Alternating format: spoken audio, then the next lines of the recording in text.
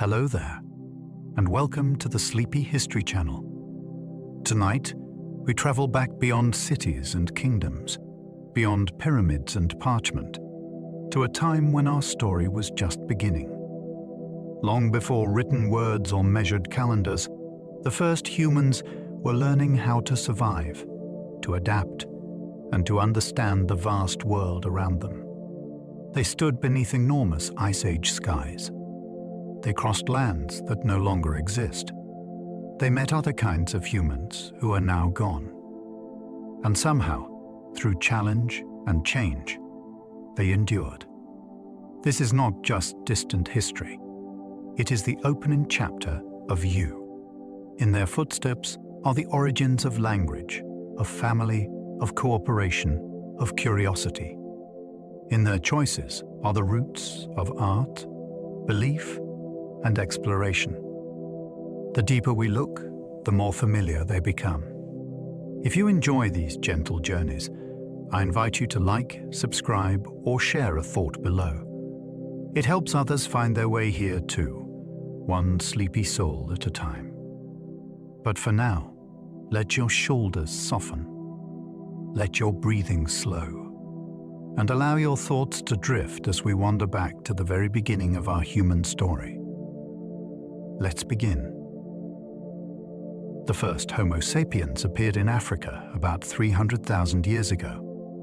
We discovered this through a growing trail of fossils and stone tools that places our earliest known bones in North Africa, including remains from Gebel Erhoud, Morocco. These people did not look exactly like us, yet they carried key features already in place, including a face that was becoming flatter and more modern.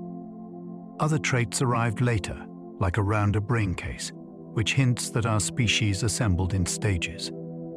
Africa at the time was a patchwork of shifting grasslands, lakes, and deserts.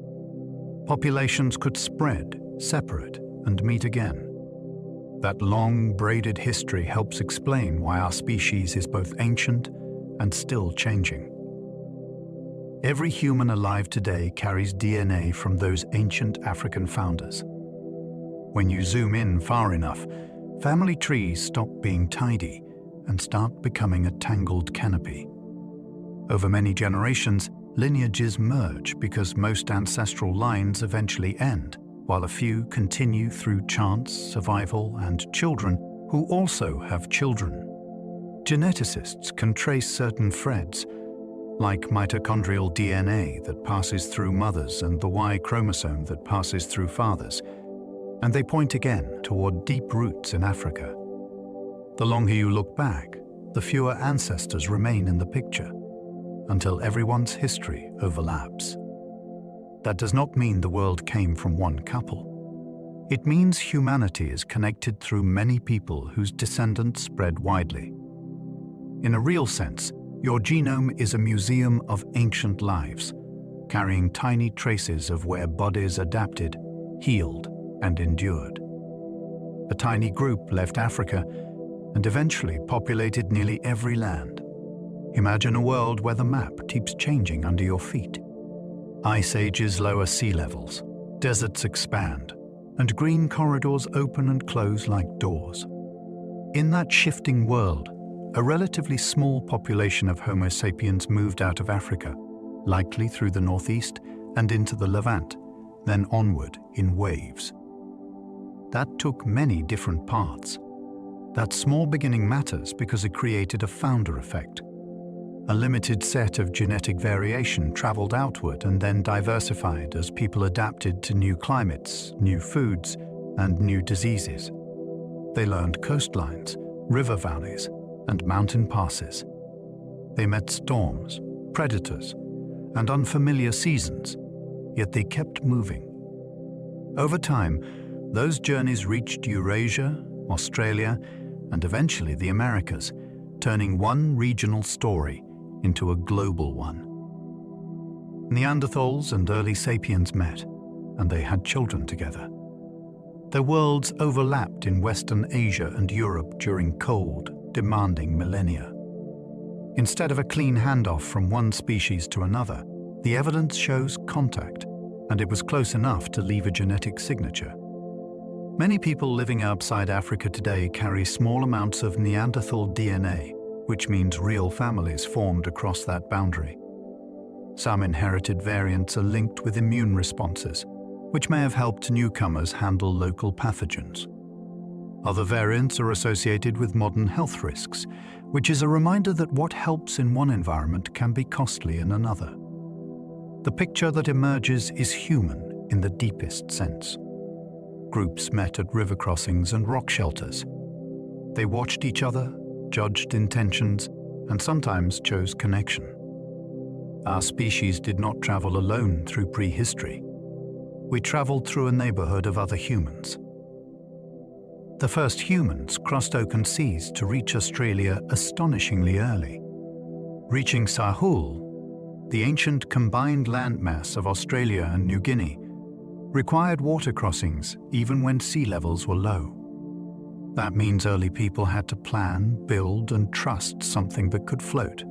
They also had to navigate island chains through Wallacea, where land is broken into stepping stones separated by deep channels.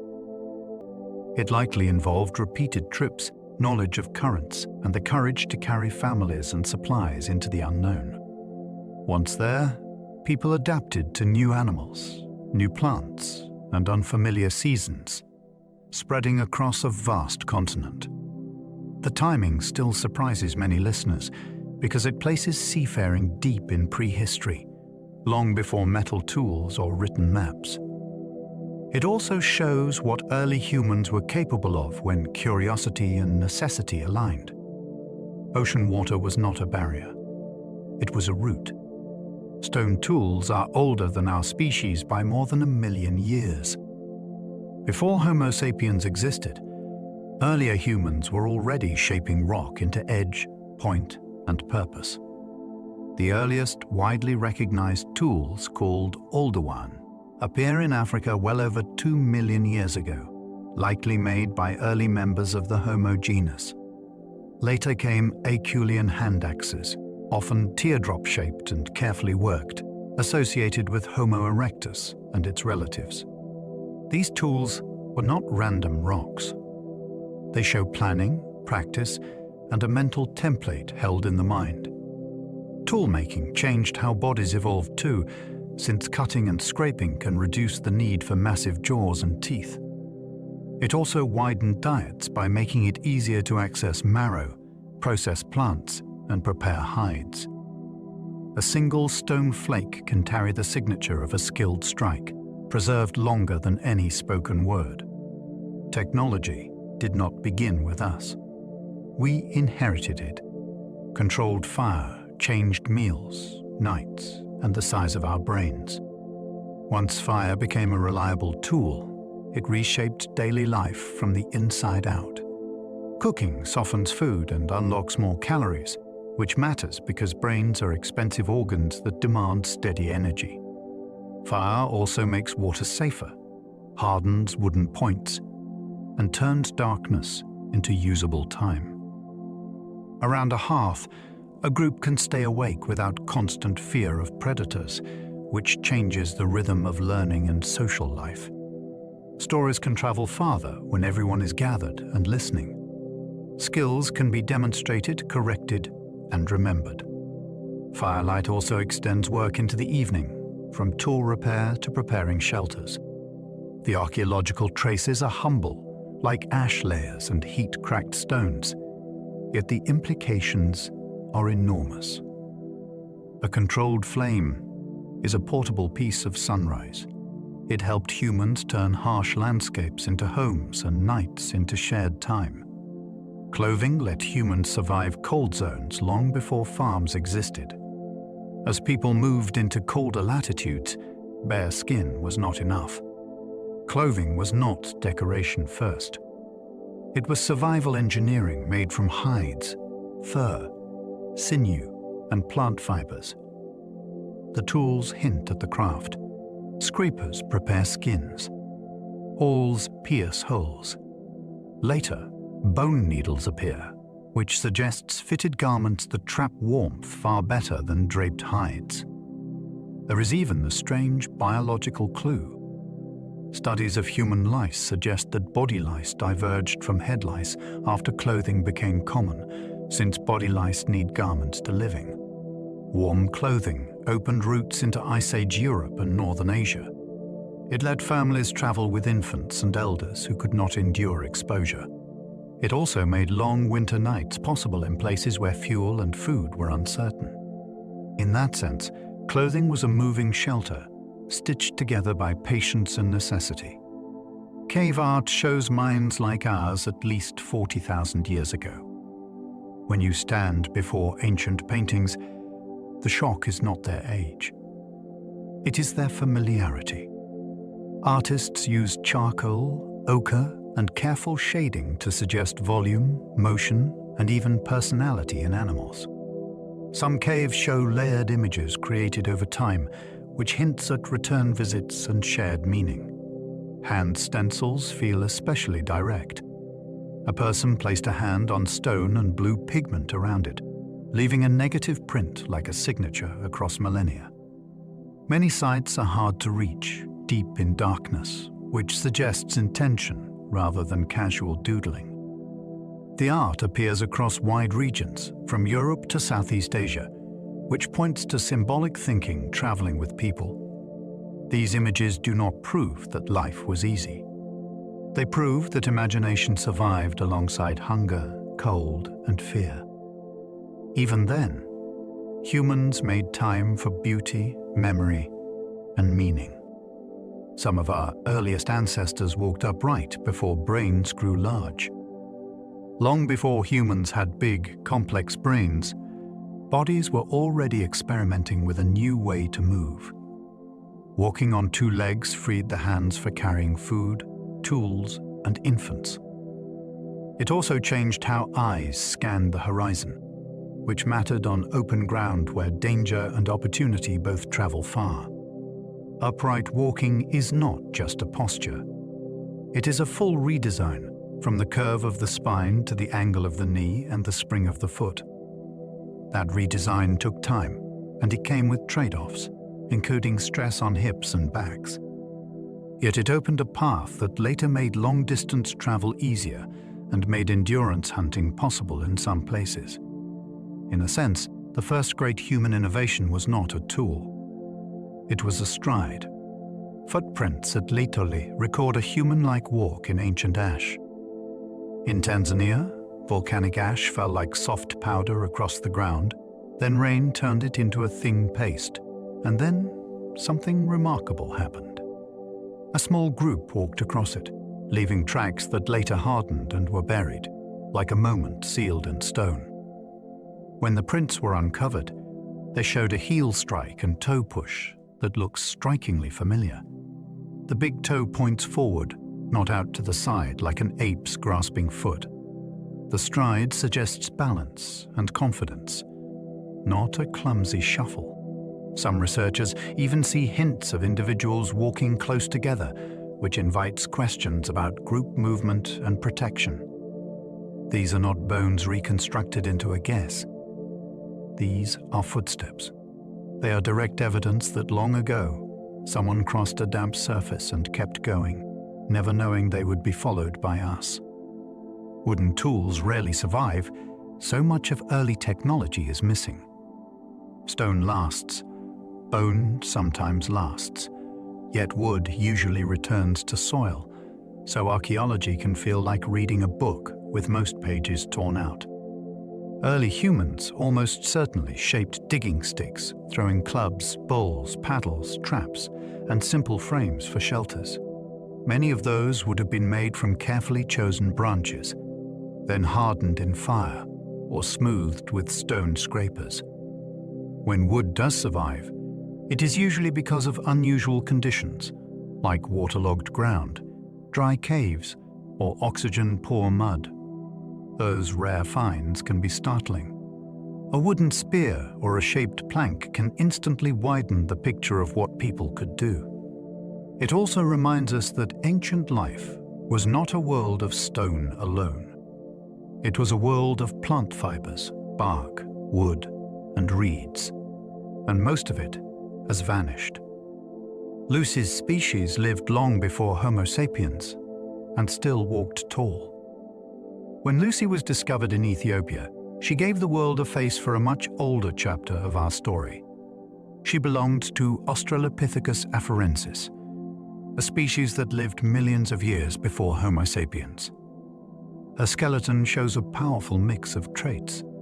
The pelvis and leg bones support upright walking, yet the arms and shoulders suggest skill in climbing as well. That combination hints at a life spent moving between ground and trees, using both for safety and food. Lucy also reminds us that evolution is not a ladder. It is a branching landscape with many experiments running at once. Her kind was not waiting to become human. They were already successful in their own world, shaped by predators, droughts, and changing habitats. Learning about them expands the meaning of human into something deeper and stranger than modern faces. Early humans had smaller jaws once tools started doing the cutting. When teeth no longer had to do every job, faces could change. Cutting meat with sharp flakes, pounding roots with stones, and scraping hides with worked edges all reduced the demand for huge chewing muscles and thick jawbones. Over many generations, natural selection can favor smaller, lighter faces if food becomes easier to process. This shift also ties into cooking, since softened food requires less force to chew, which can influence tooth size and jaw growth. The result is a story written in skulls. Earlier relatives often had broad faces with heavy brow ridges and big teeth. Later humans trend toward more delicate jaws and a chin that becomes more pronounced in Homo sapiens. It is a powerful reminder that culture shapes biology. A tool in the hand can eventually reshape the bones of the face, not in one lifetime, but across deep time. Language left no fossils, yet our throats and brains tell clues. No ancient word survives in stone, yet bodies still carry hints about speech. The shape of the vocal tract, the control of breathing, and the nerves that coordinate tongue and lips all matter. Fossils can sometimes preserve a small bone called the hyoid, which anchors muscles used in swallowing and speaking. Brain organization also leaves indirect clues through skull shape and through the demands of complex tool-making and social life. Even without perfect proof, many researchers think some form of rich vocal communication appeared long before writing, because cooperation at scale becomes far easier with shared symbols and detailed instruction. Language also transforms imagination. It lets you plan a hunt that happens tomorrow, warn about a river beyond the ridge, or tell a child how to make a blade without placing their hands in danger. Once words exist, culture can grow faster than genes. They become a new kind of inheritance. Teeth reveal childhood stress, diets, and seasons from long ago. Teeth are time capsules because they form in layers and then they endure. A bad season in childhood can leave faint lines in enamel, like a record of illness or hunger. Microscopic wear can show whether someone ate gritty plants, tough meat, or softer cooked foods. Chemical clues trapped in tooth material can even hint at where a person grew up, since local water and geology leave a signature in the body. That means a single tooth can tell a story that bones might miss. It can suggest weaning age, which links to family care and birth spacing. It can reveal exposure to smoke from hearths, which touches everyday life, not just dramatic events. In archaeology, teeth are not just remains. They are biographies. They let us meet a child who lived long ago, and they let us ask what that child tasted, suffered, and survived. The oldest known burials hint at grief, care, and social bonds. A burial is more than a body in the ground. It is a decision, and decisions leave clues about minds and relationships. At some early sites, The dead appear placed with intention, sometimes in pits, sometimes in curled positions, sometimes with ochre or objects nearby. Even when the details are debated, the pattern suggests that groups paused their usual urgent routines to handle loss. That pause costs time and energy, so it likely meant something. It could have been respect for a person, fear of a spirit, or a way to keep a community together after death. Whatever the motive, it shows humans were doing more than surviving meal to meal. They were building bonds that continued after life ended. When you picture early humans, it is easy to imagine only hunger and danger. Burials force a different picture. They show tenderness and memory inside harsh worlds. Some injured people survived for years, meaning others supported them. Bones can carry the quiet evidence of compassion. Archaeologists have found individuals with serious injuries or degenerative conditions who lived long enough for healing and adaptation. A broken leg that healed, a damaged arm that remodeled, or teeth worn down to pain all suggest a problem that would make hunting and gathering difficult. Survival in those cases implies help. Someone shared food. Someone offered protection. Someone adjusted the group's pace. Care does not require modern hospitals. It begins with patience, carrying, guarding, and bringing water. It also involves social choice, since a group under pressure could abandon anyone who slows them down. The fact that many were not abandoned is powerful. It means early humans were investing in each other, not only for immediate gain, but because relationships mattered. That kind of care is a survival strategy. It creates loyalty, skill sharing, and a community that can endure shocks together. Babies likely demanded cooperation because human childhood is unusually long. Human infants arrive helpless and they stay dependent longer than the young of most animals. That long childhood shapes everything. It pushes adults toward cooperation because one person alone struggles to provide food, protection, and constant attention. It also creates time for learning, since young minds can absorb skills, stories, and social rules over many years. In early human groups, that likely meant shared childcare. Older siblings, aunts, uncles, and trusted friends could all play roles, since extra eyes and hands increase survival. Long childhood also encourages stable social bonds, because relationships become the scaffolding around growing children. This is not just a sweet idea. It may be one of the engines of our success. A long childhood makes a species vulnerable. It also makes it adaptable.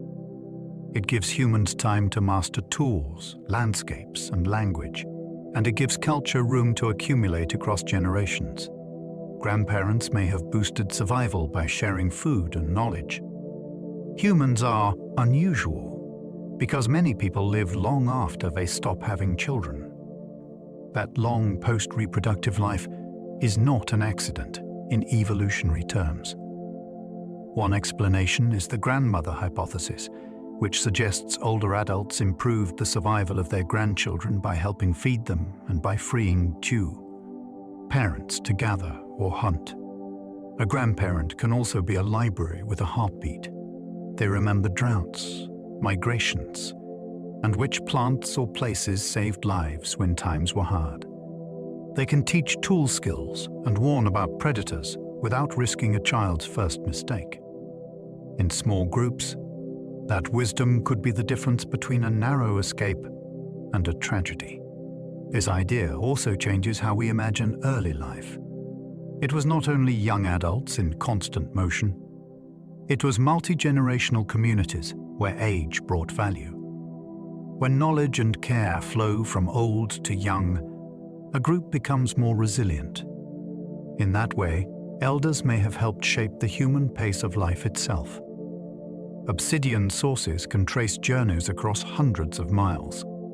Obsidian is volcanic glass, and it breaks into edges so sharp they can slice skin with ease. What makes it magical for archaeologists is that each obsidian source has its own chemical fingerprint. When a black blade turns up far from any volcano, scientists can match it to the mountain it came from. Suddenly, you can see a route that no footprints preserved. A hunter might have carried it during seasonal travel. A visitor might have brought it as a gift. A skilled knapper might have traded finished blades for food, shelter, or partnership. The distance matters because it reveals planning. People were not trapped in tiny circles. They moved, they met, and they built relationships that stretched across regions. A glittering shard can become a breadcrumb trail through deep time, showing the scale of early human worlds. The atlatl made spears deadlier, turning arms into launchers. Picture a spear leaving the hand, then picture it leaving with extra snap, extra speed, and extra reach. That is what the atlatl does. It is a simple throwing lever that extends the arm, which boosts the force and makes a dart fly farther than a hand-thrown spear. With that change, hunting transforms. You can strike from a safer distance, and you can aim at animals that would be terrifying up close. It also rewards skill, since timing and practice matter. The best throwers could become the difference between hunger and abundance. Atlatls show up in many parts of the world, and they hint at teaching too. You do not invent and spread a tool like this without demonstration, imitation, and improvement. It is also a quiet step toward later projectile weapons. It shows that early humans were turning physics into survival. Stone blades were swapped like tools and like social gifts. A sharp blade can cut meat, scrape hide, carve wood, and shape another tool. It can also carry a message. In many prehistoric camps, archaeologists find stone blades made from material that comes from somewhere else. That suggests exchange, and exchange is rarely only about the object. Giving a blade can signal respect for another group's skill. It can smooth tension after a wary first meeting. It can help arrange marriage ties that reduce conflict. It can even serve as a promise, since gifts create obligations that keep relationships alive.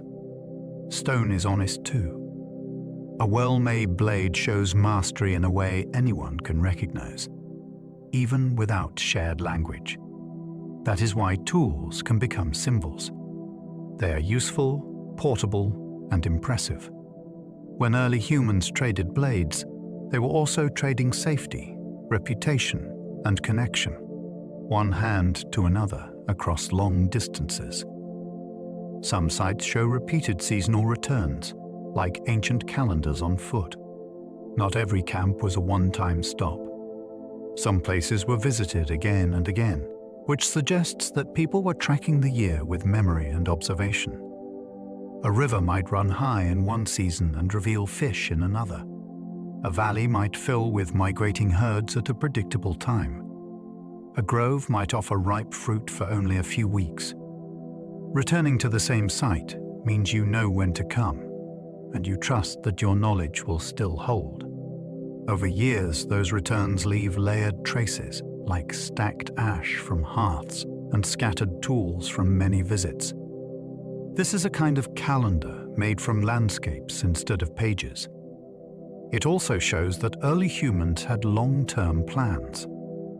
They could think in cycles, not just in days. They remembered the timing of food, weather, and danger, and they moved with that rhythm like a song. Shells found inland show trade routes reaching far from coasts. Finding a seashell far from the ocean is like hearing waves in the middle of a desert. It tells you that someone carried it, treasured it, and passed it along. In many early sites, shells appear hundreds of miles inland, sometimes pierced for stringing, sometimes rubbed smooth from handling. These were not survival items. They were chosen objects, which means people valued beauty, rarity, or meaning. A shell can travel in a pocket, on a necklace, or in a bundle of gifts offered to strangers. Each handoff builds trust, and trust builds networks. Those networks can move more than ornaments. They can move news about water sources, safe routes, and friendly groups ahead. In a world without maps, trade is also communication. A small shell is proof that early humans were already connected across wide landscapes. Hunters followed migrating herds, reading landscapes like living maps. A migrating herd does not move randomly. It follows water, grasses, safe passes, and ancient routes carved into instinct. Early hunters learned to read those patterns, and that skill could feed a group for weeks. They watched tracks, droppings, chewed plants, and the direction of distant birds that often follow large animals. They learned where a river narrows and where a cliff forces a bottleneck. They learned the windy ridges where scent travels and the quiet basins where sound carries. This was knowledge built from walking, waiting, and returning. It was also knowledge that could be taught, from elder to teenager, from expert tracker to first-time hunter. Following herds required patience, teamwork, and courage, since wounded animals can be deadly. Yet it also offered abundance. When people moved with migrations, they were moving with the pulse of the land itself, guided by signs most modern eyes never notice. Denisovans were so unknown that a finger bone revealed them. In a Siberian cave, a small fragment of bone looked ordinary until its DNA was tested. The genetic code did not match Neanderthals or Homo sapiens. It pointed to a distinct kind of human, now called Denisovans, known first as a genome before we had a face. Later finds, including a few teeth and other fragments, still left them mysterious, yet their genetic legacy is loud in living people. Populations in parts of Oceania and Asia carried Denisovan ancestry, which means Denisovans ranged far beyond the single cave. One famous example involves high-altitude adaptation, where a Denisovan-derived variant is linked to life in thin air among Tibetans. It is astonishing that a vanished population can be detected through modern bloodlines. A lost branch of humanity was hiding in plain sight, waiting inside a finger bone. Early humans fished rivers and coasts, expanding diets beyond large game. Big hunts capture the imagination, yet fish can be the steady backbone of survival. Rivers and shorelines offer protein that arrives on schedule, often with predictable seasons. Early humans learned where fish gather, where currents slow, and where tides reveal pools rich with life. Fishing also changes who can contribute. You do not always need the strength to bring down a giant animal. You need knowledge, timing, and simple tools, which means more people can help feed the group. Coastal living adds other foods too, like shellfish and seaweed, which can fill gaps when hunting is uncertain. Archaeological sites preserve fish bones, hooks, and traces of shoreline meals that once happened at dusk beside water. This shift matters because it shows flexibility. Early humans were not locked into one menu. They explored new food sources, and that exploration helped them spread into varied habitats, where large game alone would never be reliable. Bone harpoons show planning for aquatic hunting in deep prehistory. A harpoon is not a casual invention. It requires choosing the right bone, shaping barbs, and understanding how water changes movement. A barbed point holds fast when a fish thrashes, which means the maker has pictured the struggle before it happens. In some regions, bone harpoons appear astonishingly early, which hints at sophisticated thinking far from the stereotype of simple life. Hunting in water also demands strategy. You may need to wait at a narrow channel, coordinate with others to drive fish, or travel by boat or raft to reach good spots. It can involve night fishing with firelight, which turns darkness into an advantage. Harpoons also tell a social story. Making them takes time, and time is easier to spare when food sharing exists. A well-made harpoon is both a weapon and a promise that planning can beat uncertainty. It shows humans using design to reach into a different world beneath the surface. Grinding stones hint at plant foods long before agriculture. When archaeologists find grinding stones, they are seeing evidence of hands working patiently over meals that did not come from a hunt. Grinding turns seeds, roots, and tough plant fibers into something easier to digest and easier to cook. It can remove bitterness. It can change texture. It can make stored foods last longer, which matters when seasons shift. These stones often hold microscopic traces, like plant starch grains, that reveal what was processed there. That means early humans were not only gathering plants, they were transforming them. Grinding also suggests routine. You do not carry heavy stones far unless a place is visited often, or unless the payoff is worth the burden. In a camp, the sound of grinding could be as familiar as the crackle of a fire. It is a quieter kind of technology, yet it is powerful. It shows broad knowledge of landscapes, edible plants, and preparation methods that would later make farming possible. Wild grains were gathered and processed thousands of years before farms. Agriculture did not appear out of nowhere. Long before fields were planted, people were already collecting wild grains, learning which patches ripened first and figuring out how to separate edible seeds from husks and chaff. That work takes patience, and it takes tools, like baskets for carrying and stones for grinding. It also takes knowledge of timing, since harvesting too early wastes effort, and too late loses seeds to wind and animals. Some sites show evidence of repeated grain use across long spans of time, which suggests that people were building a relationship with these plants. They may have encouraged growth by clearing competing vegetation, or by returning to the best stands year after year. Over time, those habits can nudge plants and people toward domestication, even before anyone intends it. This is what makes early grain gathering so fascinating. It is the slow beginning of a major shift where foragers begin to shape ecosystems and, eventually, settlements. Honey may have been a prized energy source for early foragers. Sweetness is rare in nature, and a beehive is a treasure chest with a sting. Long before sugar existed, honey offered fast energy that could carry a group through long walks and lean days. It also came with wax for waterproofing, for sealing containers, and for helping a flame catch. Getting it was dangerous work. People had to read the flight paths of bees, track them back to hidden hollows, and approach with smoke, patience, or sheer nerve. In southern Africa, rock paintings show honey-gathering scenes, which hints at how memorable and valued it was.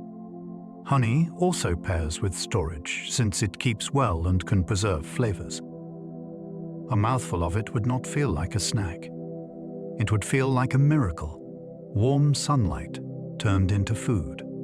Cooking boosted calories, helping brains grow while guts grew smaller. Raw food makes the body work harder.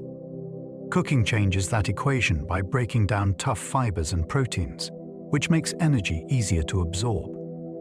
It also softens texture, so chewing takes less time and less strain.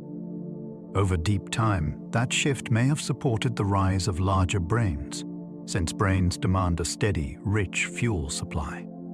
At the same time, a digestive system that does less heavy lifting can become smaller, which frees resources for other organs. Cooking also reduces parasites and foodborne illness, which matters for survival in a camp where everyone shares space and meals. Think of what that means for everyday life. A cooked meal can be eaten by children and elders with warm teeth. It can be divided fairly. It can turn a hard, risky day into a calmer night. Fire did not just warm hands. It changed what bodies could become. Firelight extended waking hours, reshaping storytelling and learning. Darkness once controlled the schedule. When a steady flame arrived, the day gained a second life. Firelight lets people mend tools, twist fibers, and prepare food after the sun is gone. More importantly, it creates a shared circle of attention. Faces are visible. Hands can demonstrate a knot or a flaking strike. Children can watch and copy without needing to risk the hunt. A fire also invites talk, because everyone is gathered and still. Plans can be made for tomorrow. Old events can be retold in ways that teach without scolding. In that pool of light, a group becomes more than individuals resting near each other. It becomes a learning system. Even mood shifts. A flame gives comfort in cold seasons, and it pushes back fear from the edges of the night. The first classrooms may have been camps, lit by embers. Smoke protected camps by driving away biting insects at night. A camp near water is a good idea, until the mosquitoes arrive. Smoke changes that. It confuses insects that track breath and skin scent, and it makes a sleeping group harder to find. That can turn a miserable night into one where rest is possible, which matters because exhaustion makes every task harder the next day. Smoke also hints at planning. You need the right fuel, not a roaring fire that wastes wood and draws attention. Damp leaves, green branches, and slow burning materials can create a steady haze that lingers. There is a trade-off, since smoke can irritate lungs and eyes. Even so, the benefit is huge. In warm regions where insect-borne disease and constant bites can sap health. This is a small, practical detail, yet it shows sharp observation. Early humans were not only mastering fire, they were learning how to tune it, like an instrument, to shape comfort and survival. Hearths became social centers where knowledge could move between generations. A hearth is a place that pulls people into a pattern. Food is cooked there, tools are repaired there, and stories naturally gather there because everyone returns to the same glow. Over time, that makes it a hub for teaching. A skilled napper can sit close enough for a child to see finger placement. A healer can show which plants soothe a wound. A parent can teach respect for fire, which is both friend and danger. Hearths also anchor memory. When a group returns to a familiar shelter, the fire spot becomes a landmark. It marks home in a world without walls. Archaeologists sometimes find repeated hearth use in the same locations, which suggests routine and tradition. That matters because tradition is a kind of technology. It stores solutions to old problems, and it passes them on without reinventing everything. Around a hearth, culture can travel across decades, one warm night at a time. Charcoal layers in caves preserve ancient fires like timestamps. In a cave, ash and charcoal can settle into thin sheets, then get sealed by later dust and sediment. Thousands of years later, those layers can still be read, almost like pages. Charcoal can be dated, which helps pin down when people used a shelter and how often they returned. It can also reveal what they burned. Different woods leave different microscopic signatures, which can hint at nearby vegetation and climate. Even the way charcoal is scattered can suggest activity, since a tight hearth looks different from a fire that was kicked apart or spread for warmth. These traces are humble, yet they turn ancient nights into evidence. A flame is usually gone in minutes. Charcoal can last for tens of thousands of years. That is why it feels so powerful. It is proof that someone once stood in that darkness, made heat and light, and lived a real evening there. Early humans used glue from plants and resin to create tools. A sharp stone edge is impressive, but a stone edge fixed to a handle is a leap forward. Hafting requires adhesives, and that means early humans were doing chemistry with their senses. Resin has to be collected, warmed, and sometimes mixed with ash or fibers to create a stronger bond. Too brittle, and it snaps. Too soft, and it slides. Getting it right takes experimentation and memory. It also takes planning, because you cannot make good glue in the middle of a chase. You prepare it ahead of time, then carry it like a valuable supply. A hafted tool changes everything. It increases reach and leverage. It reduces hand injuries. It turns a small blade into a dependable knife or spear tip. It also shows minds working in steps. Gather the resin. Process it. Shape the stone. Bind the parts. Wait for it to set. That is a chain of thought you can hold in your hand. Composite tools combine stone, wood, and bindings into one design. When a tool has multiple parts, it becomes more than the sum of its materials. A wooden shaft can flex. A stone point can cut. A binding can keep the whole thing stable under impact.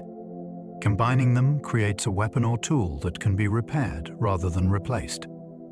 If a point breaks, you can swap it. If a binding loosens, you tighten it. That modular thinking is a quiet form of engineering. It also demands new skills, like selecting straight wood, seasoning it so it does not warp, and choosing fibers that hold when wet. Composite tools also change how knowledge spreads. They are harder to invent alone, and they often require teaching and practice.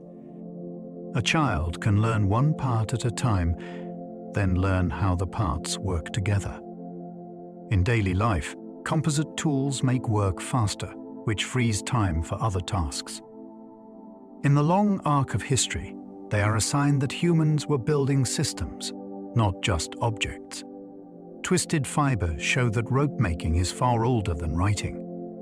A twist is a simple action, yet it unlocks a world.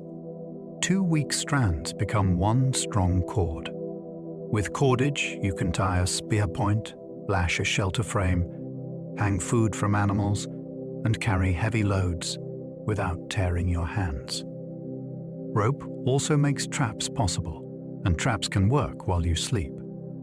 Fiber rarely survives, which makes its discovery feel like finding a whisper preserved in stone. Sometimes the evidence appears as impressions, like a pattern left in dried clay or on a tool surface. Those patterns prove people understood structure, tension, and durability. They knew which plants split into good strands. They knew when to soak them and when to dry them. Cordage also invites creativity. Once you can bind things, you can build things, and the scale of what you can build grows quickly. The story of early humans is often told with stone. Twisted fiber reminds us that the soft technologies mattered just as much. Nets and snares likely caught more food than spears ever could. A spear is dramatic, but it depends on being in the right place at the right moment. A snare waits. A net surrounds. These tools turn knowledge into harvest because you need to understand trails, burrows, and animal habits. You place a trap where a rabbit already wants to run. You set a net where fish already funnel through current and tide. Trapping also spreads the work across the day. You can set multiple snares, then return later, which makes food collection steadier and less risky than close-range hunting. It also changes who can contribute. Older people, injured people, and younger helpers can all take part in setting and checking traps. That widens the group's strength. Nets and snares are also proof of planning. You need cordage, stakes, knots, and patience. You also need restraint, since you build the payoff first and receive it later. That ability to invest effort into the future is one of the clearest signs of a modern mind.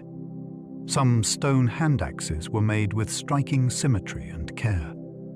A hand axe can be brutally practical, yet many examples look like someone cared about more than cutting power. The edges are balanced. The shape is even. The work shows patience, planning, and a clear mental image of the finished tool. That kind of symmetry is not required for a simple chopping task, which raises an intriguing possibility. Perhaps these objects carried social meaning. A beautifully made hand axe could signal skill, discipline, and reliability to a group. It could be a way to impress a partner or earn respect from elders. Making one also trains the brain. You must picture angles, control force, and adjust after every strike. Even the failures teach you how stone behaves. When you hold a symmetrical hand axe, you are holding proof that aesthetic judgment and technical mastery were already sharing the same hands. Tool styles changed across regions like accents you can hold. Two groups can face similar challenges and still solve them differently. In stone tools, those differences can show up in the shape of a point, the way flakes are removed, or the choice of raw material. Over time, these patterns become recognizable. Archaeologists can sometimes tell where a tool was made, not because it has a label, but because it carries a local style. That is why toolkits can feel like cultural signatures. They can hint at who learned from whom and how ideas spread between groups that met only occasionally. When styles shift suddenly, it can signal migration, contact, or a new technique that caught on. When styles stay stable, it can suggest strong tradition and careful teaching. In a world without writing, stone can preserve identity. It can show community in the shape of a blade. Tiny bladelets reveal precision work done by steady hands. Some prehistoric tools are so small that they look like they belong in a watchmaker's kit. Tiny bladelets were often produced from carefully prepared cores, then snapped or shaped into standardized pieces. That level of miniaturization is not a gimmick. Small blades can be set into wood or bone to create a cutting edge with multiple sharp points, like a prehistoric multi-tool. They are light to carry, and they can be replaced one at a time when damaged. Making them demands control. The napper must strike at the right angle with the right force and do it repeatedly without wasting stone.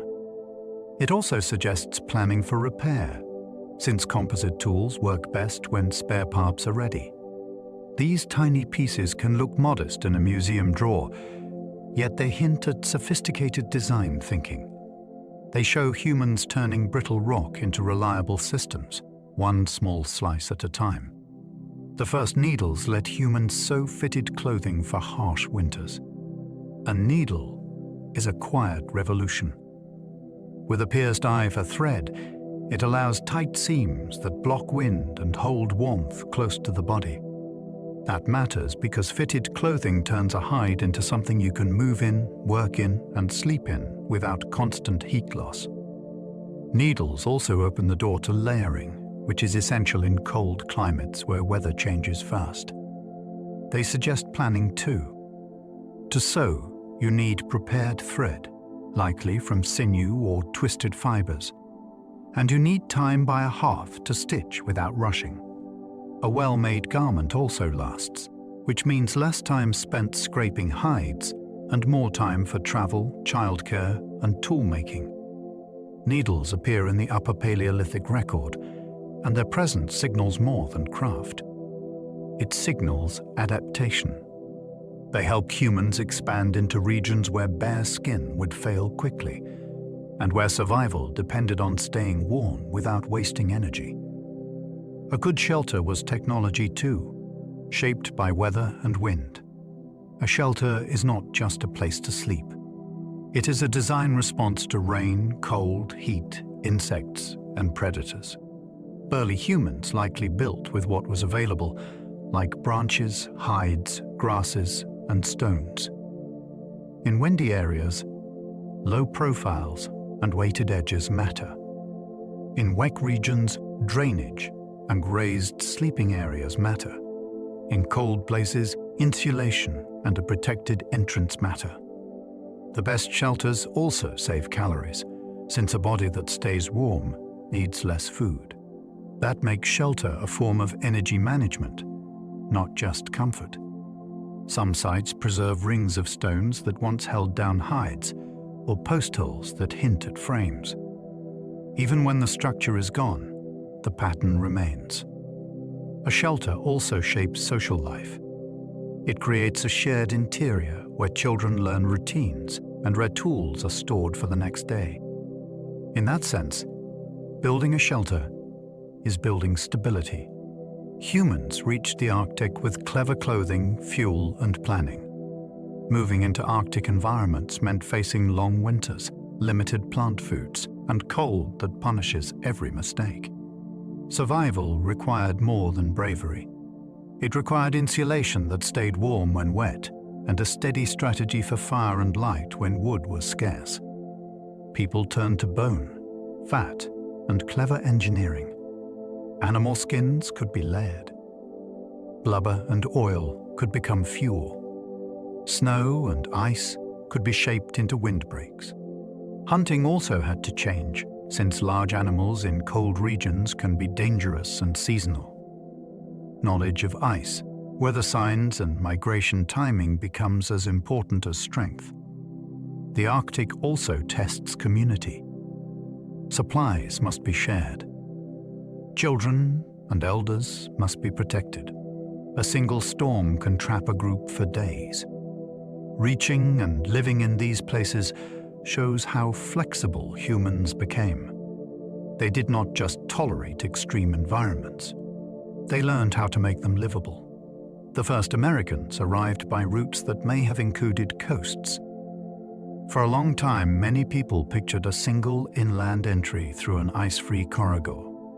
Today, many researchers also consider coastal routes, where shorelines can provide reliable food and easier travel. Kelp forests, shellfish beds, and fish runs can support movement in a way that interior ice sheets cannot. The challenge is that ancient coastlines are often underwater now, so the evidence can be hard to find. Even so, archaeology and genetics suggest complex timing and multiple pathways. People may have traveled in small groups, stopping at coves, river mouths, and beaches where fresh water meets the sea. Boats or simple watercraft could have helped cross inlets and islands. A coastal route also changes the mood of the journey. It becomes a story of tides, weather windows, and navigation by landmarks. It reminds us that the peopling of the Americas may have been as much a maritime achievement as a continental one. Sea levels were lower, revealing land now drowned under oceans. During ice ages, vast amounts of water were locked in glaciers, and sea levels dropped, sometimes by more than 100 meters. That reshaped coastlines and created land bridges, including Beringia between Siberia and Alaska. It also exposed wide coastal plains where people could live, hunt, and travel for thousands of years. Then, the climate warmed, ice melted, and the ocean rose again, slowly swallowing those landscapes. Campsites, hearths, and footprints could now sit beneath waves, out of sight and often out of reach. This changes how we interpret the past. The map we use today is not the map early humans used. Many migration routes may have followed now submerged shorelines. Many rich habitats may be gone entirely. Lower seas also linked islands and shortened crossings, which could open new pathways into new regions. The ocean is not only water. It is also a moving archive that hides earlier chapters of human life. Islands today were once hilltops on vast coastal plains. When sea levels rise, the highest ground becomes islands, and the low ground disappears. That means some islands are like the tips of drowned mountains, with a missing world beneath them. For early humans, those vanished plains could have been wide, fertile, and full of game, with rivers that are now underwater channels. Travel between places could have been easier too. What looks like an isolated island today might once have been connected by dry land or separated by a narrow crossing rather than open ocean. This matters for migration stories, since it can explain how people and animals reached places that seem difficult to access now. It also affects archaeology. Early camps may be submerged, and later camps may sit on higher ground that once overlooked a much larger landscape. Thinking this way changes the feeling of prehistory. Human journeys did not happen on a fixed stage. The stage itself shifted, and coastlines wandered like living borders. Genetic clocks help estimate migrations even when bones are scarce. Genes change at a slow, uneven pace, yet over long spans they can still act like a clock. By comparing small differences between populations, researchers can estimate when groups likely split from a shared ancestral pool. That helps in places where fossils are rare, where humidity destroys bone, or where coastlines have swallowed ancient camps. It also lets scientists test competing stories. If a migration happened early, the genetic distance should usually look deeper. If it happened late, the split should look younger. The clock is never perfect, so it is checked against archaeology, geology, and climate history. When those lines of evidence point in the same direction, the past becomes sharper. The exciting part is what it reveals. Migrations were not single marches. They were pulses, pauses, and returns, carried by families who did not know they were shaping global ancestry. Ancient DNA can reveal relatives, ancestry, and population crashes. When DNA survives in old bone, tooth, or etrus skull fragments, it can do something astonishing. It can identify family ties inside a burial ground. It can show whether two people were siblings, parent and child, or distant cousins. It can also reveal ancestry mixtures, which can mark moments when groups met and blended. Sometimes it even captures sudden losses. A population crash can leave a genetic signature, like reduced diversity that echoes through later generations. That can point to famine, disease, climate stress, or displacement. Ancient DNA also surprises researchers by exposing hidden continuity. A place might look empty in the artifact record, yet genes can show that people stayed and adapted. There are limits. DNA does not explain motives, and it rarely survives everywhere. Still, when it works, it turns scattered bones into connected lives, and it lets long, silent communities speak through inheritance. A single skeleton can reshape the story of a whole region. Most prehistory is built from fragments. Then one discovery changes the entire outline. A well-preserved skeleton can carry a date, a diet signal, and a genetic profile in one body. It can confirm that humans were present earlier than expected, or that they arrived later than local legends suggested. It can show mobility through chemical signatures in teeth, which can reveal a childhood spent elsewhere. It can even point to cultural practices, like healed injuries, unusual burial positions, or signs of strenuous work. That is why one find can trigger new excavations and new debates. It forces scholars to rewrite timelines and to reconsider migration routes. It can also restore complexity to a place that seemed simple. A region might not be a dead end. It might be a crossroads. Sometimes the past waits in one hidden grave until the moment it is ready to be found. Some early groups vanished, leaving only faint genetic echoes behind. Human history includes chapters that ended. Some populations thrived for thousands of years, then disappeared as climates shifted, resources moved, or new groups arrived. In a few cases, Their story lingers as a thin genetic trace inside later peoples, like a whisper carried forward through intermarriage. In other cases, the trace is gone entirely, leaving only tools, hearths, and questions. Vanishing does not always mean disaster. A group can be absorbed into a larger network until its distinct identity fades. It can also mean moving away, leaving a region empty for a time. These possibilities are hard to separate, which is why the mystery remains powerful. It reminds us that survival was never guaranteed. Whole ways of life could end without leaving monuments. Yet even when names are lost, the evidence of their existence still matters.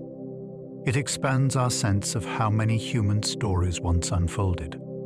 Bottlenecks show how fragile survival was during harsh climate swings. A bottleneck happens when a population becomes very small, then later grows again. In genetics, it can appear as reduced diversity that suggests many lineages were lost. For early humans, bottlenecks hinted periods when survival was razor-thin. Climate swings could shrink habitats, dry up water sources, or change animal migrations. A few valleys or coasts might remain livable while surrounding regions became difficult. In those refuges, small groups endured, and their descendants later repopulated wider areas when conditions improved.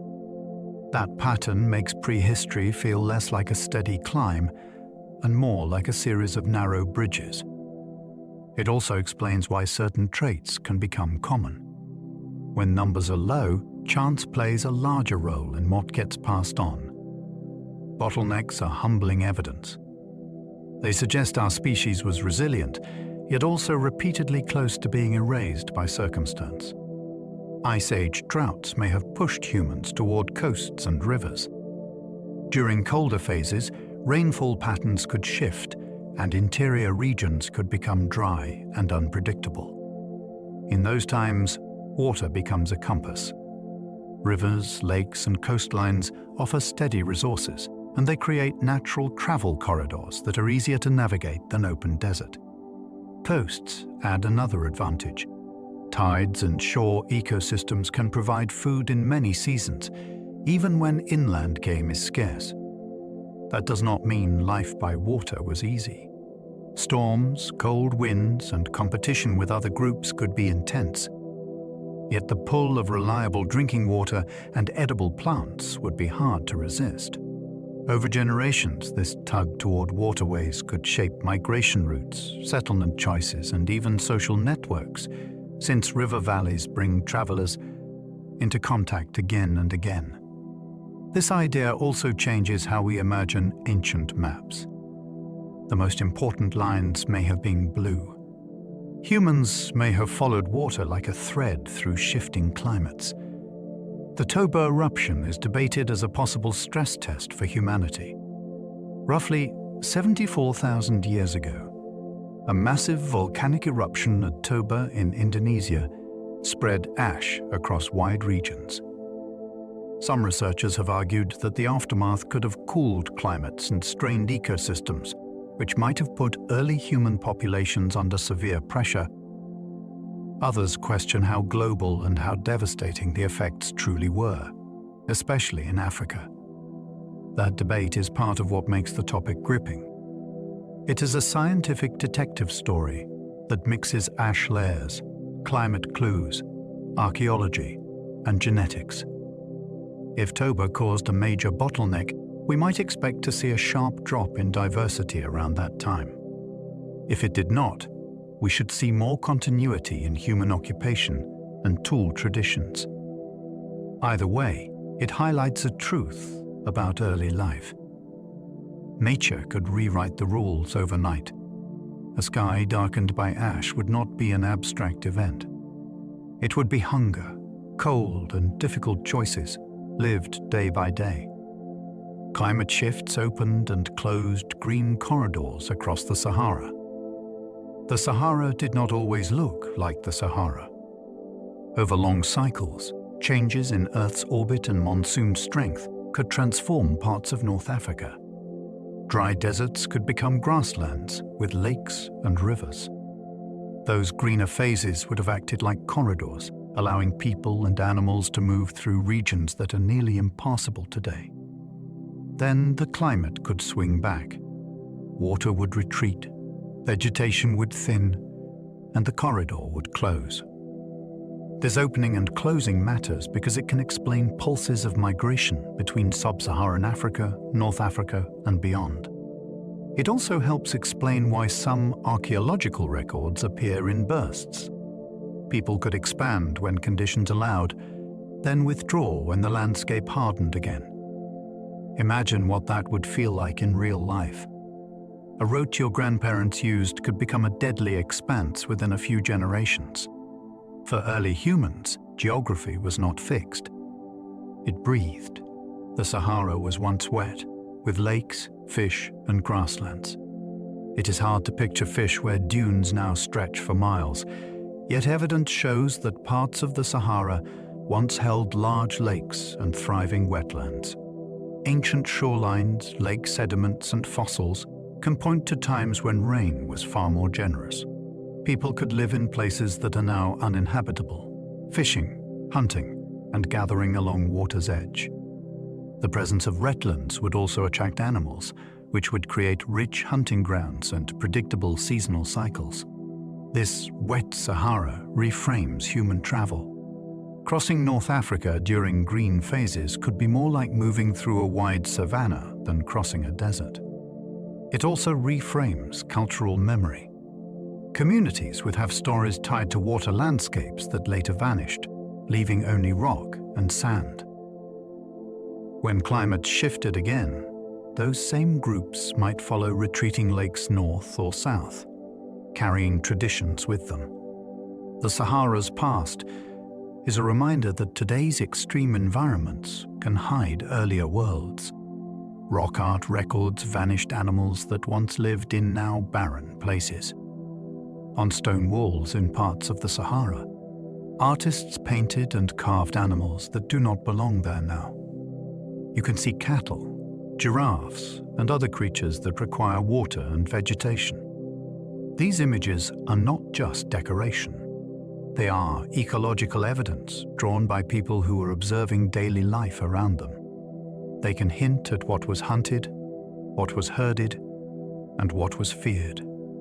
They can also show how humans understood their world, since the choice of subjects reveals what mattered. When the climate dried, the animals disappeared, and so did the communities that depended on those landscapes. The art remained, like a message left behind for a future desert. It is haunting in the best way. A carved giraffe on rock is proof that a greener world once existed where sand now rules. It also proves that early humans were witnesses who documented change, not just victims of it. Humans shared Earth with giant mammals that are now long gone. Imagine stepping into a landscape where the biggest animals are not in zoos or storybooks, but right there beyond the next ridge.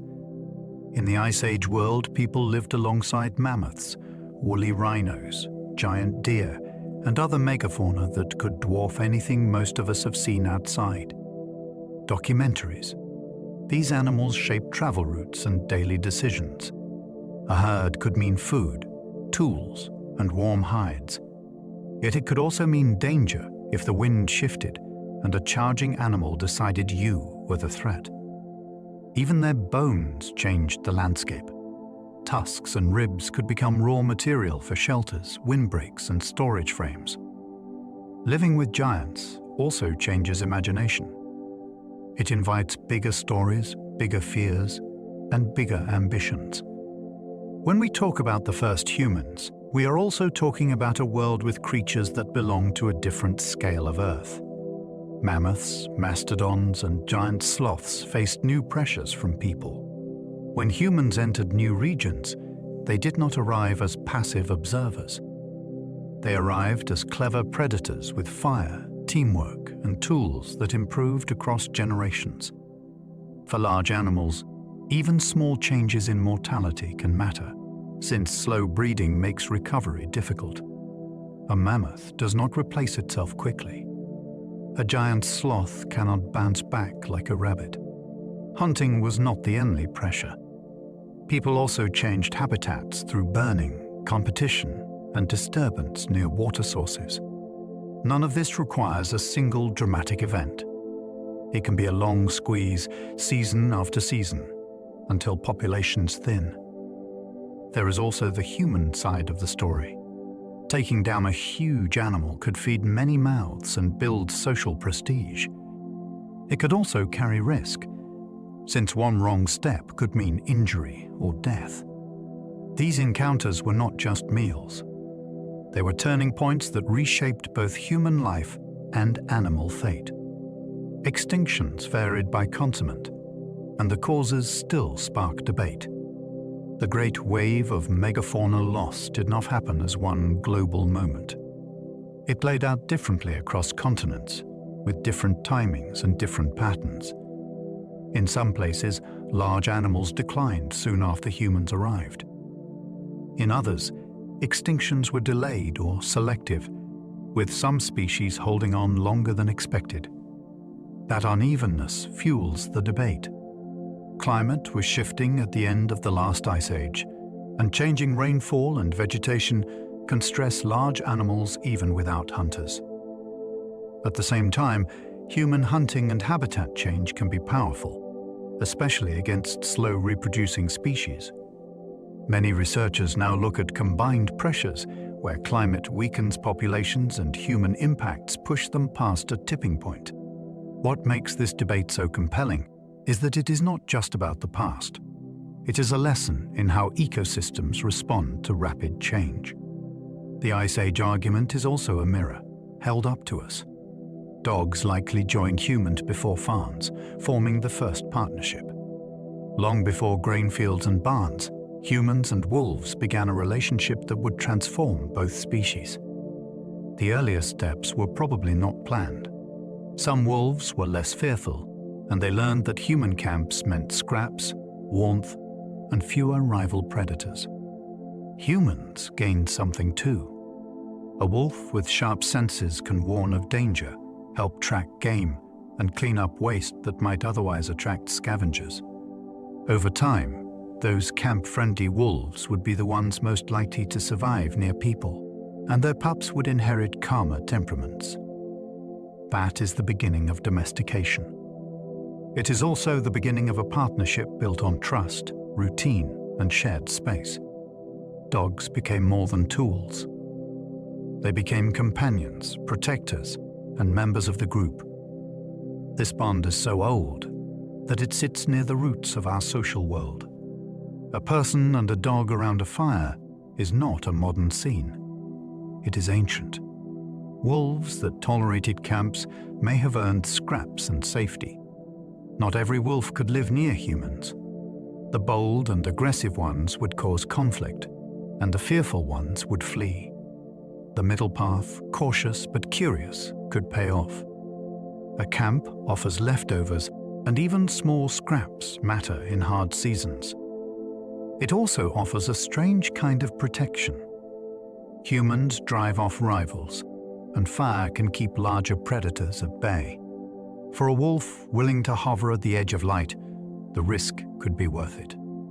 Over time, the wolves that handled camp life best would raise pups in that same shadow world, learning the rhythms of human movement and noise. That does not mean early humans were handing out treats. It likely involved tension, warning shouts, and moments of violence. Yet the long trend points toward coexistence. This is what makes it fascinating. Domestication can begin as a negotiation. A wild animal chooses to change its behavior, and a human community chooses to allow it. The first step toward dogs may have been a wolf that did not run.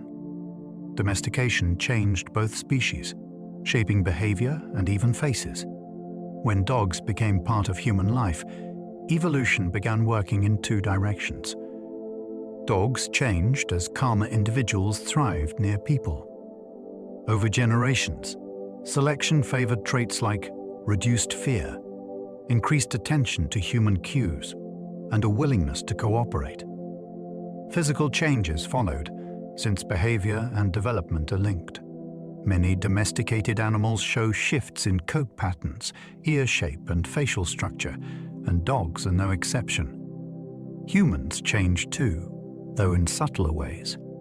Living with animals that could alert, track, and guard may have altered how groups traveled and how they managed risk at night. It may have affected hunting strategies and the safety of children near camp. It also reshaped emotion. Bonding with another species strengthens empathy and teaches a new kind of communication, one based on gesture, tone, and shared routine.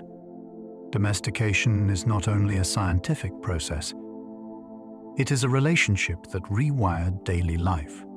The dog is not just an animal in our story. It is a co-author. Early humans probably lived in bands with flexible roles and alliances.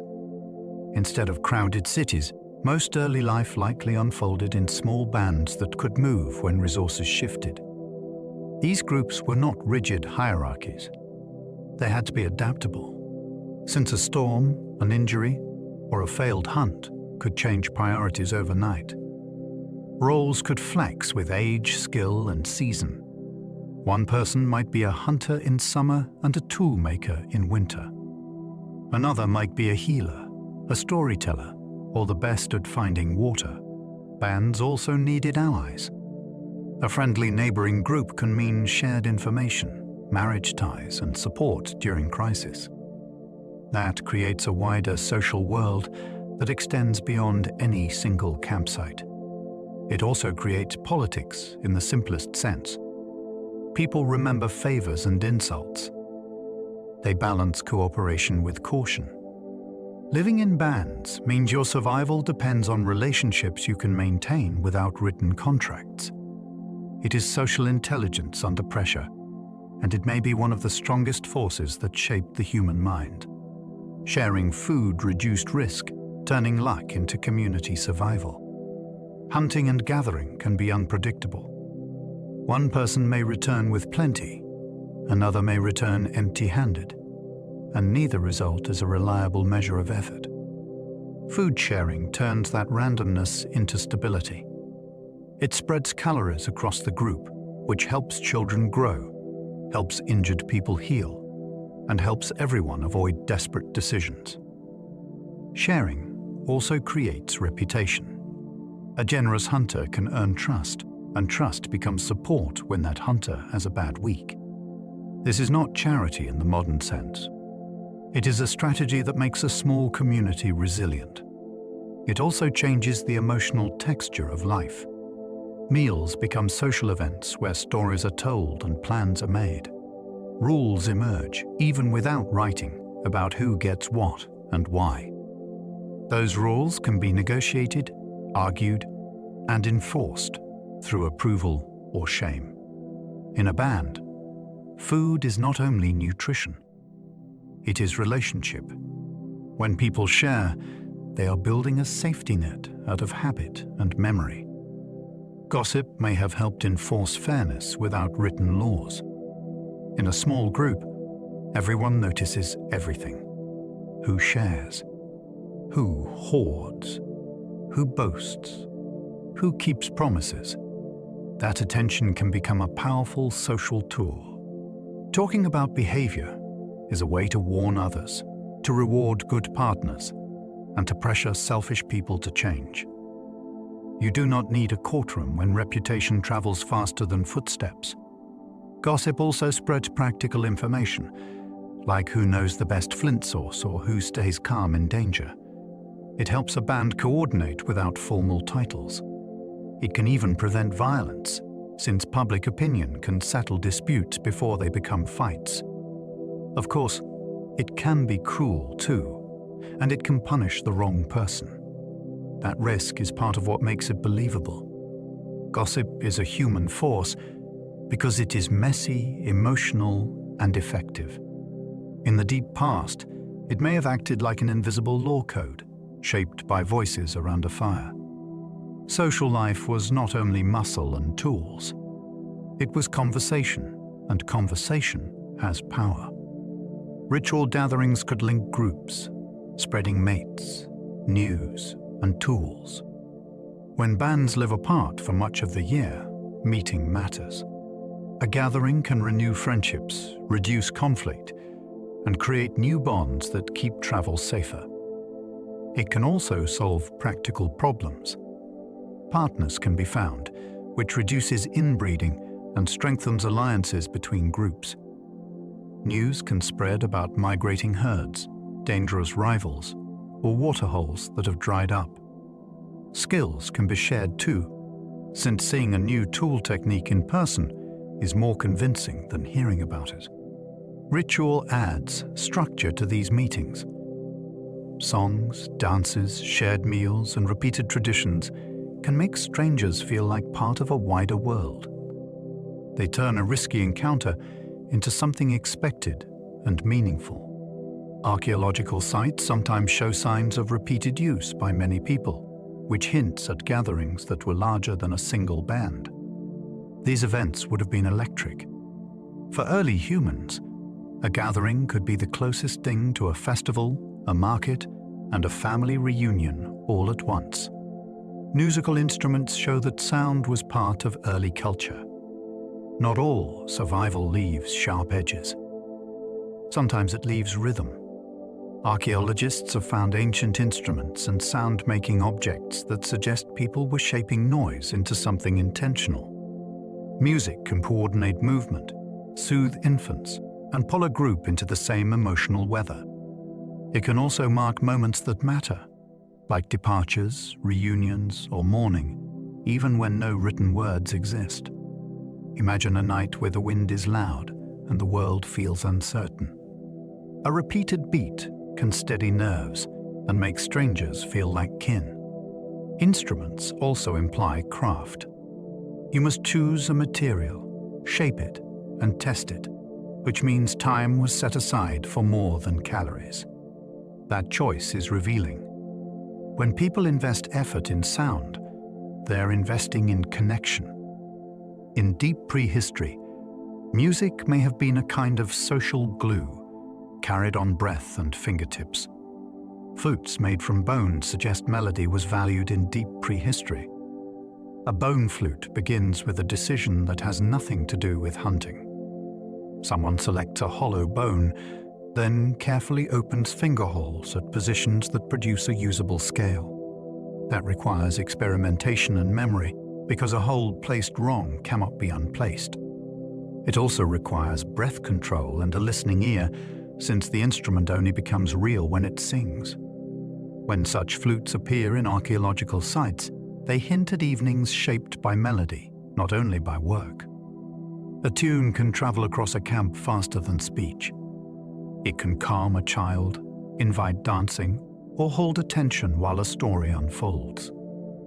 It can even become a signature, since a familiar melody identifies a group before faces are visible. The surprising part is how familiar this is. A flute is a human wish made audible. It says, people wanted beauty, variation, and emotional color, even in hard times. Rhythmic drumming could travel far, carrying signals through dark forests. A drum is not just music.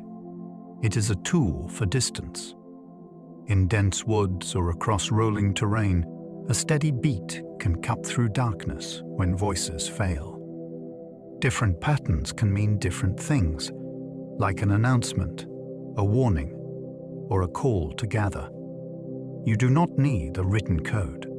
You need shared habits and ears trained to recognize them. Drumming also turns a scattered group into one moving body. Hunters can coordinate steps. Camp members can keep time for work, like pounding plants or processing hides. Rhythm makes labor easier because bodies fall into sync. It can also build courage, since a strong beat can push fear to the edges. The materials are simple, like stretched hide, hollow logs, or the ground itself. Yet the effect is powerful. A drum beat is a message you feel in your chest before you understand it. Storytelling likely preserved survival lessons better than any single teacher. A story can carry instructions without sounding like instructions. It can warn about a river that rises fast, a predator that hunts differently, or a plant that looks harmless until it is not. Instead of listing rules, a story ties knowledge to characters, mistakes, and consequences. That makes it memorable, especially for children who learn best through emotion and repetition. In a mobile world, stories also travel easily. You can carry them without tools, and you can share them with visitors who bring new knowledge in return. A tale can preserve a route across a landscape, a past drought, or the signs that winter is arriving early. It can also teach ethics, like when sharing saves the group, and when selfishness brings trouble. Storytelling is not fluff. It is storage. It is how a band can keep a long memory even when individual elders die. In that sense, stories are technology, built from voice and attention. Laughter and play are ancient social tools, not modern luxuries. When life is harsh, it is easy to imagine people as grim. Yet laughter can be a survival skill. It reduces tension after danger. It repairs small conflicts before they split a group. It signals safety, since animals rarely laugh when they are under immediate threat. Play does something similar. It lets young people practice movement, strength, and social negotiation without deadly stakes. A mock chase teaches quick turns. A wrestling match teaches limits and trust. Even teasing can test boundaries and reveal who is sensitive, who is brave, and who needs support. Laughter also builds belonging. When a group laughs together, it shares a moment that outsiders do not fully enter, and that strengthens bonds. This matters because early humans depended on cooperation every day. Food, shelter, and childcare all ran on trust. Laughter and play help create that trust in a way that speeches cannot. They are the soft wiring of a resilient community. Playful learning may have trained young minds for complex cooperation. Human childhood is long, and that long stretch needs filling. Play is one of the smartest ways nature fills it. Through games, children rehearse adult skills in pieces. They practice taking turns, reading expressions, and predicting what someone else will do next. Those are the same mental skills needed for coordinated hunts, fair sharing, and conflict resolution. Play also allows safe failure. A child can misjudge distance in a game and learn without the cost of a real fall on stone or a real encounter with a dangerous animal. Many games likely included imitation. Children copy tool gestures with sticks, copy gathering routines, and copy the sounds of adults in conversation. That imitation becomes culture, passed on without formal lessons. The result is a mind trained for teamwork. When grown, these children can fit into a band that relies on quick trust and shared plans. Play is not wasted time. It is rehearsal for survival in a social species. Early humans feared predators, yet they also hunted the biggest animals. To live in early landscapes was to share them with teeth and claws. Big cats, hyenas, and other predators could steal food, stalk children, or attack the vulnerable. Fear was reasonable.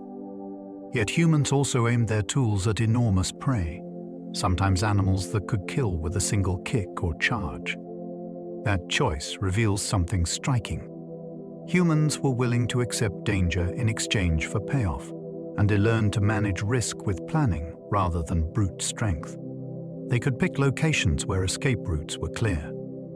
They could choose moments when an animal was weakened by age, injury, or terrain. They could rely on teamwork, where one mistake did not end the hunt. This tension between fear and boldness shaped human behavior. It encouraged alertness, communication, and courage that was shared, not solitary. Early humans did not dominate nature by being fearless. They did it by being afraid and acting anyway with strategy. Spear wounds on fossils show close contact with dangerous prey.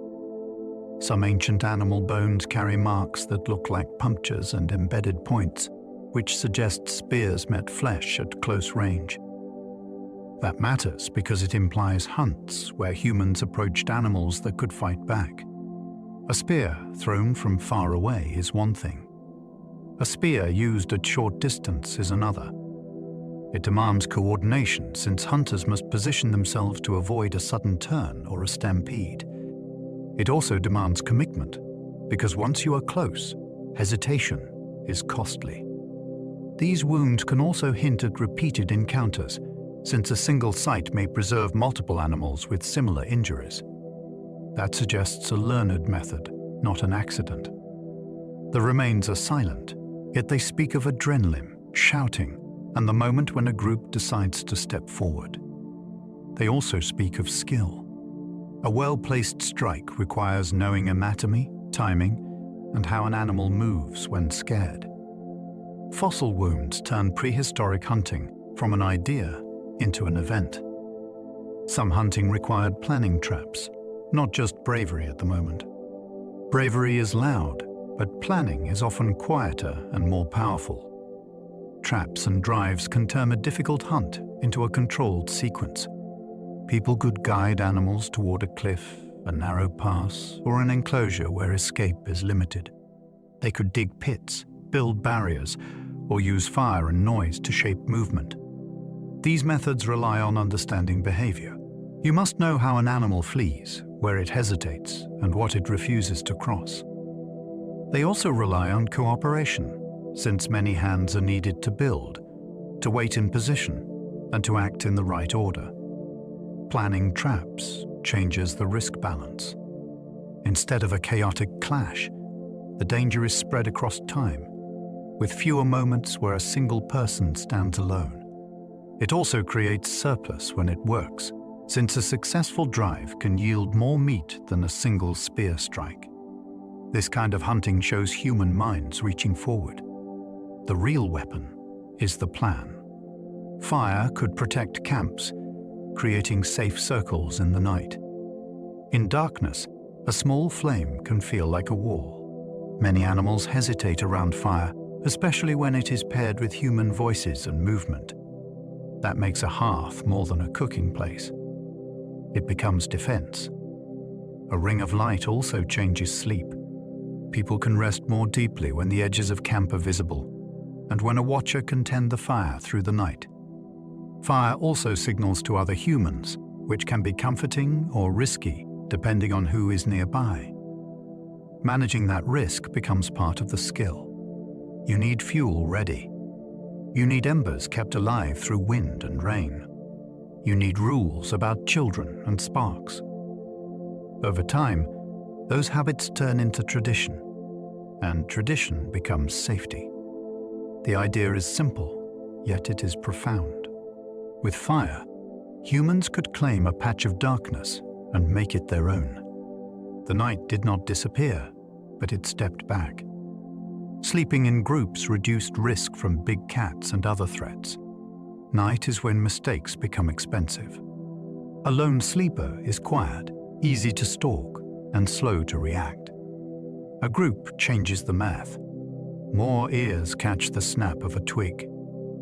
More eyes notice a shadow moving wrong. If danger comes close, several adults can shout, throw stones, and rush together, which is far more intimidating than one person rising in panic. Group sleeping also lets people rotate watch, so someone stays alert while others recover. That recovery matters because exhaustion makes hunters sloppy and makes children harder to protect. Even the layout of a camp can become a strategy, with the most vulnerable placed toward the center and the edges guarded by adults and tools. Over many generations, this would shape habits, stories, and rules about where you lie down. Safety was not a wall. It was a circle of bodies choosing to stay close. Parasites shaped behavior, from grooming to camp hygiene. It is easy to focus on dramatic threats like storms and predators, yet tiny enemies may have been constant. Lice, ticks, fleas, and intestinal worms can drain energy, spread disease, and make sleep miserable. Over time, this pressure can shape daily routines. Grooming becomes more than comfort. It becomes prevention and care. Camps also need smart habits. Waste must be placed away from living areas. Water sources must be protected. Bedding must be aired or replaced. Smoke from fires can help, and so can choosing windy ridges where insects struggle to gather. Even clothing introduces new challenges, since fabric can shelter pests unless it is cleaned and dried. Parasite pressure also encourages cooperation, because one person's hygiene affects everyone nearby. A child with bites will scratch and bleed. A sick adult cannot forage well. In this way, health practices become social practices. The smallest organisms can quietly steer the evolution of habits, and those habits can be the difference between thriving and fading. Tattoos may be ancient, though skin rarely survives to prove it. Skin is one of the first things to vanish, which makes body art hard to trace. Even so, there are strong hints that marking the body is a very old human impulse. Some ancient tools look suited for puncturing, and some cultures with deep roots have long used pigments for permanent or near-permanent marks. In rare cases, preserved bodies show tattoos directly, and they remind us that the practice can carry identity, status, protection, or memory. A tattoo can mark adulthood. It can record belonging to a group. It can honor a hunt or a loss. It can also serve as a visible promise, since you cannot hide it easily in a small band. What makes this fascinating is how personal it is. Tools and hearths show what people did. Body marks suggest how people wanted to be seen, even before writing existed. It is history carried on the self. Scarification and ornaments could signal belonging without a spoken word. When groups meet, the first question is often safety. Are these people friendly? Are they rivals? In a world without passports or flags, bodies can become signals. Scarification patterns, hairstyles, beads, pendants, and paint can all communicate identity at a glance. They can say, "I am from this river. I share your allies. I belong to the people who honor this ancestor." Ornaments also carry stories of travel and skill. A bead made from a rare material suggests far-reaching connections. A carefully shaped pendant suggests patience and mastery. These signals reduce uncertainty, and they can prevent violence by making intentions legible before anyone is close enough to strike. They also help hold a community together across time, since children grow into the same marks and learn what they mean. Identity becomes visible, portable, and resilient. In that sense, adornment is not decoration. It is communication that walks. The first maps may have been songs describing routes and landmarks. A song is easy to carry and hard to lose, especially when a community repeats it often. That makes it a perfect container for navigation. A melody can hold a sequence of places, like a spring, a ridge, a dangerous ravine, then a grove where fruit appears in season. Rhythm helps memory, and repeated phrases can mark key turns or warnings. Some route can also teach children while they walk, so learning happens in motion rather than in lectures. This kind of mapping would be practical in landscapes that shift, since a song can be updated when a river changes course or when a trail becomes unsafe. It also works across language differences, because gestures and place names can be shared even when grammar is not. The idea is humble, yet it is powerful. Before ink, before paper, and before compasses, a human voice could draw a route through the world. A chorus could be a guidebook. Star knowledge likely guided travel long before compasses existed. When you sleep outdoors, the sky becomes familiar in a way most modern people never experience. Stars rise and set in patterns that repeat, and those patterns can become tools. A bright star near the horizon can mark a direction. A familiar constellation can tell you the season has turned. The moon's changes can help time gatherings, hunts, or long journeys. This knowledge does not require astronomy as a science. It requires attention and storytelling, since names and patterns help memory. Star guidance also works when landmarks vanish, like on open plains, deserts, or coastlines where the world can look the same for miles. It can steady travel at night when the air is cooler and water is easier to conserve. It also deepens culture. When people share the same sky stories, they share a sense of order in a vast dark. Navigation and meaning can grow together. The sky becomes both compass and calendar, held above every camp. Early humans used caves, but many lived mostly in open shelters. Caves survive. That is why they can dominate our imagination. Yet a cave is only one option, and it is not always the best. Many groups likely lived in open shelters built from branches, hides, grasses, and stones, placed where water and food made sense rather than where rock happened to bowl. Open camps can sit near game trails, river bends, or coastal resources. They can also be abandoned quickly when seasons shift, which matters for mobile life.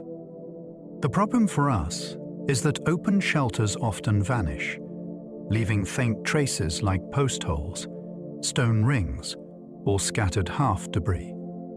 That can make the past look more cave-bound than it truly was. Understanding this changes the feeling of early history. It moves humans into wider landscapes, under weather and sky, adapting structure to place. A cave can be protection, yet so can a well-built windbreak in the right spot. Home was not always a chamber of stone. Often it was something made, then remade, with hands and local knowledge. Coastal campsites are often underwater now, erased by rising seas. Many of the best places to live are near the coast. Fresh water meets salt water. Fish and shellfish are available. Travel is easy along shorelines. That means early humans likely spent a lot of time there, especially during difficult climates. Then sea levels rose after ice ages ended. Shorelines moved inland, sometimes by miles. Camps that once sat above the tide were drowned, buried under sand, and scattered by currents. This creates a frustrating gap. Some of the most important evidence for migration and daily life may be hidden beneath waves where it is hard to survey. It also means our maps of the past can be misleading. A modern coastline is not the coastline early people knew. Their beaches may now be seafloor. Their river mouths may now be bays. When underwater archaeology does find traces, it can feel like opening a lost drawer of human history. The sea did not only carry boats, it also swallowed archives, and it keeps them quiet until the right moment of discovery. The earliest art was not only caves, but carvings and beads. Cave walls get the spotlight, yet portable art may have been just as important. A carved piece of bone, a shaped pendant, or a string of beads can travel with you, which matters for people who move often. These objects can also serve social roles. A bead can mark belonging. A carving can hold a story. A pendant can be a gift that seals friendship between groups. Making them requires time, steady hands, and materials that are chosen for color, shine, or rarity. That suggests people were thinking beyond survival in the narrow sense.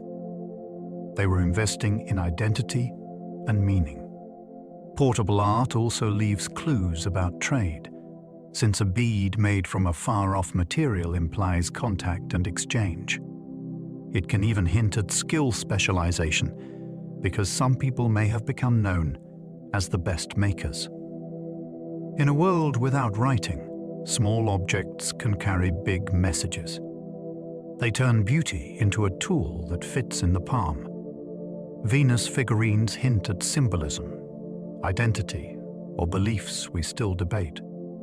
These small figurines, often emphasizing certain body features, appear across parts of Ice Age Europe and beyond, and they continue to puzzle researchers. Some see them as fertility symbols. Others see them as expressions of identity, ancestry, or social roles. Some may have been made by women, for women, as personal objects rather than public icons.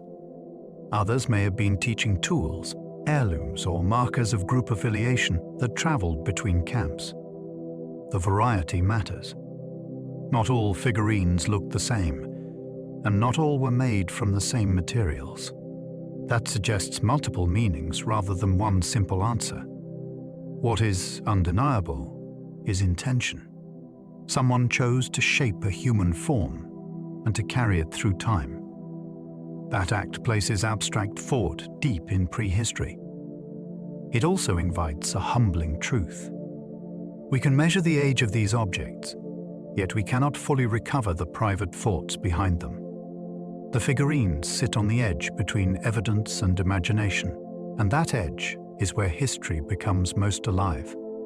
Hand stencils on cave walls are direct human signatures across time. A hand stencil is one of the most personal marks the past can leave. Someone pressed their palm to stone, then blew pigment around it, and a silhouette stayed behind long after names were forgotten. It is not an abstract symbol. It is a real hand, with real finger lengths, sometimes missing a tip, sometimes showing a bent joint. In some caves, you can see many stencils together, which feels like a gathering that wanted to be remembered. The act also required planning. Pigment had to be carried, a light had to be maintained, and the right wall had to be chosen.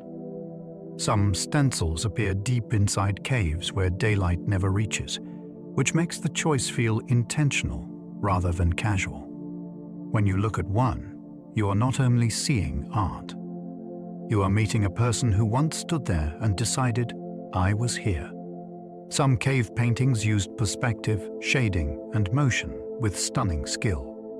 Many cave paintings are not simple outlines.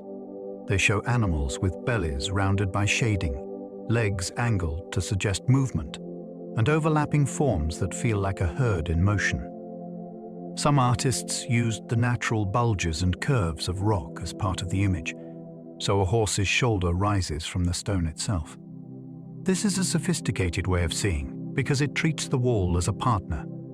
Light mattered too. Under flickering torchlight, a painted bison can seem to shift as shadows move across it, which might have made the image feel alive during rituals or storytelling.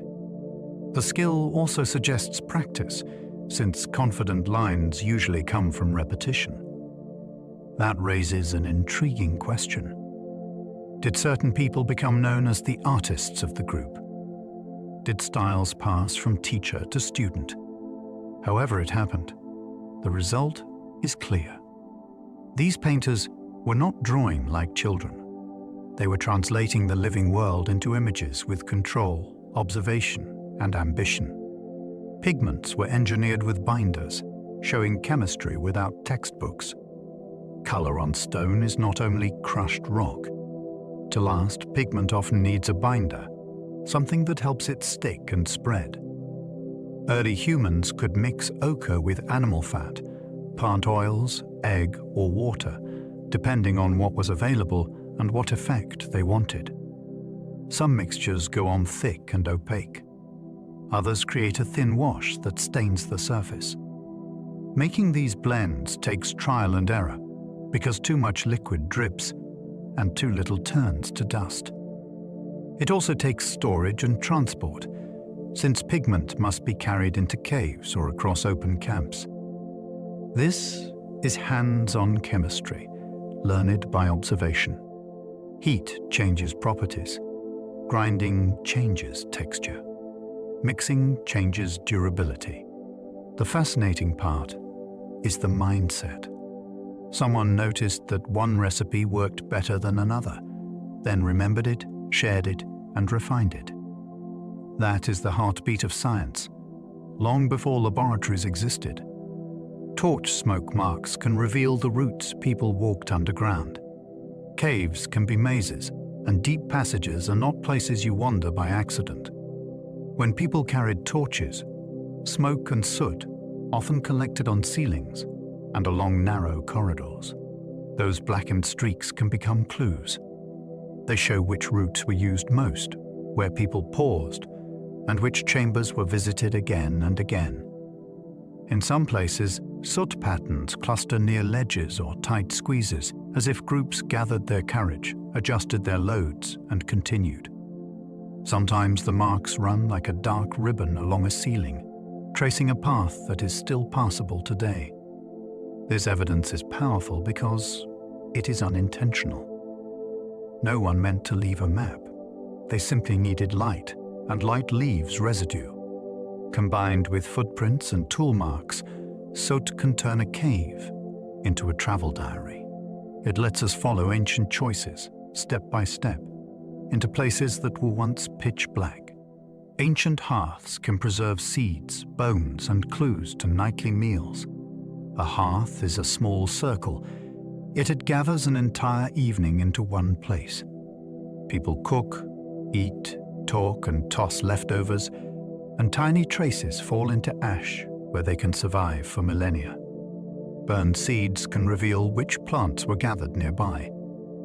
Charred bone fragments can hint at what was eaten and how it was processed. Even the arrangement of stones can suggest whether a fire was built for warmth, cooking, or light. Sometimes there are repeated hearth layers in the same spot, which points to return visits and familiar routines. These traces make the past feel close, because they capture ordinary life rather than dramatic events. You can almost picture someone turning a piece of food over coals or warming hands while a child dozes nearby. A hearth is not a monument. It is a habit, and habits are where human history truly lives. Coprolites, fossilized poop, can reveal diet with awkward honesty. It is not glamorous, yet it is one of the most direct forms of evidence we have. When ancient waste dries or mineralizes, it can trap bits of the everyday, like plant fibers, parasite eggs, fish scales, or tiny bone fragments. That means researchers can sometimes identify foods that leave few other traces, including seasonal plants and small animals that were eaten quickly, discarded completely. Coprolites can also show health patterns, since parasites and digestive stress often leave clues. The honesty is what makes it fascinating. A spear point can suggest hunting. Fossilized waste can confirm what actually ended up inside a body. It can even hint at cooking and preparation, since some ingredients become digestible only after processing. In the end, this evidence reminds us that prehistory was lived one meal at a time. Grand migrations and beautiful art are real, but so are stomachs, sickness, and the practical choices of dinner. Our immune systems still carry traces of ancient interbreeding events. When early humans met other human groups, the result was not only cultural, it was biological. Small segments of DNA entered the Homo sapiens gene pool, and some of those segments still influence how immune systems respond today. This matters because newcomers moving into unfamiliar regions faced unfamiliar microbes. Any inherited variant that improved defense could spread through later generations, not because it was perfect, but because it helped people survive long enough to raise ass. children. The trade-off is that immune changes can sometimes increase inflammation or sensitivity in modern environments. Evolution does not plan for future lifestyles. It reacts to immediate pressure. What makes this so gripping is the scale. A brief encounter tens of thousands of years ago can still shape how your body recognizes danger at the cellular level. Your immune system is not only yours. It is a record of ancient exposures, ancient meetings, and ancient survival, carried forward in every heartbeat. High-altitude genes in Tibetans linked to Denisovan ancestry. Living high in the mountains challenges the body because thin air makes every breath less efficient. Many people develop dangerous complications at altitude, yet Tibetans often thrive with fewer of those risks. Genetic research has linked a key variant involved in oxygen response to ancestry connected with Denisovans, a group of ancient humans known mostly through DNA. The story is remarkable. A trait that may have evolved in one population long ago was passed into another through interbreeding, then favored strongly in a high-altitude environment. It is evolution as a relay race, where one group carries a helpful adaptation, then hands it to another at the right moment in history. It also changes how we imagine human progress. Adaptation is not always invented from scratch. Sometimes it is borrowed. In the thin air of the Tibetan plateau, a vanished human lineage may still be helping people breathe, day after day, through inherited biology. Some skin and hair traits reflect adaptation to sun and climate. As humans spread into different environments, bodies faced new balances of sunlight, temperature, and available nutrition. Skin pigmentation is one of the clearest examples of adaptation, since melanin helps protect against intense ultraviolet radiation, while lighter D. Pigmentation can help vitamin D production in low UV regions. Hair also plays roles that go beyond appearance. It can help regulate heat, manage sweat, and protect the scalp from sun. These traits did not change because humans wanted variety. They changed because the environment rewards certain balances. The fascinating part is how quickly culture can outpace biology.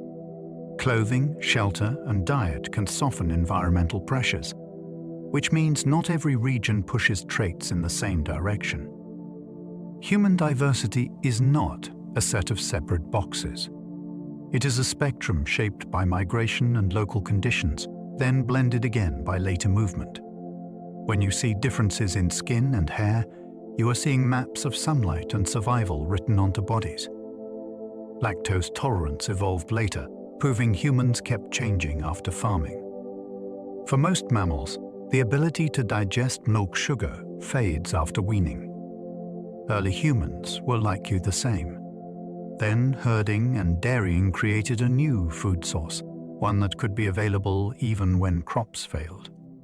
In some populations, genetic changes that kept lactase active into adulthood spread because they offered a nutritional advantage.